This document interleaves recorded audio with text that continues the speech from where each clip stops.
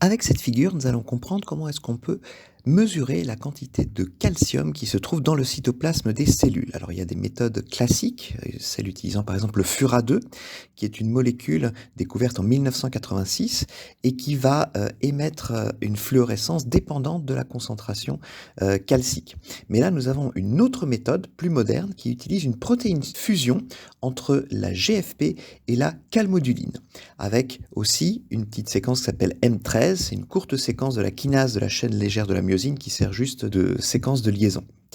Donc comment ça fonctionne? La calmoduline est une protéine sur laquelle se fixent les ions calcium et qui change sa conformation. C'est une protéine qui est importante dans la signalisation calcique dans la cellule. Et lorsqu'elle n'est pas reliée au calcium, elle a une conformation telle que la GFP ne va pas avoir une conformation qui permet d'émettre de la fluorescence lorsqu'elle est éclairée en bleu. Vous savez qu'elle émet en vert. Eh bien, lorsque dans cette protéine fusion, la calmoduline n'est pas liée au calcium, la GFP ne peut pas fonctionner.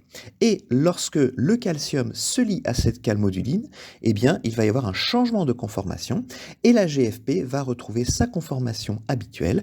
Et dans ce cas-là, eh bien, il va y avoir une fluorescence, la fluorescence habituelle de la GFP qui va pouvoir être présente lorsqu'elle est éclairée en bleu, elle pourra réémettre en vert. Et donc la fluorescence verte de la GFP va être directement proportionnelle à la quantité de calcium qu'il y a dans le cytoplasme, c'est-à-dire la quantité de calcium qui s'est liée à la calmoduline.